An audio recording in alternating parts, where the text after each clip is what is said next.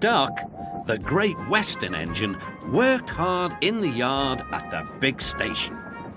Sometimes he pulled coaches. Sometimes he pushed trucks. But whatever the work, Duck got the job done without fuss. One day, Duck was resting in the shed when the Fat Controller arrived. "Your work in the yard has been good. Would you like to have a branch line for your own?" "Oh, yes, please, sir," replied Duck. So Duck took charge of his new branch line. The responsibility delighted him. The line runs along the coast by sandy beaches till it meets a port where big ships come in. Duck enjoyed exploring every curve and corner of the line. Sea breezes swirled his smoke high into the air and his green paint glistened in the sunlight. "This is just like being on holiday," he puffed. "Well, you know what they say," laughed his driver. "A change is as good as a rest." Soon Duck was busier than ever.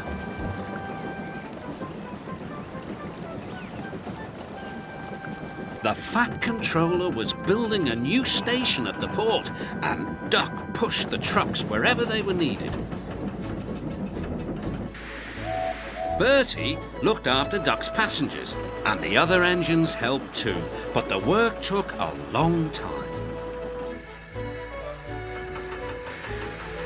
Noise and dust filled the air.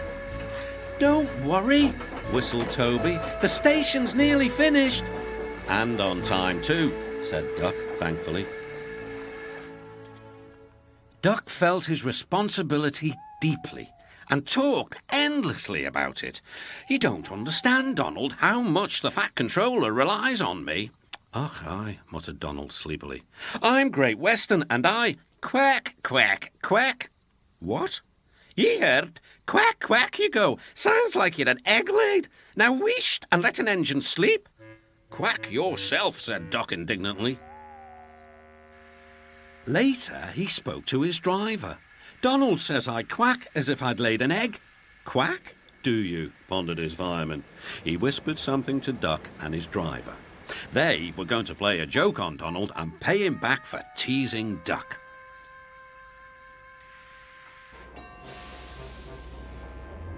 The engines were busy for the rest of the day and nothing more was said. Not even a quack.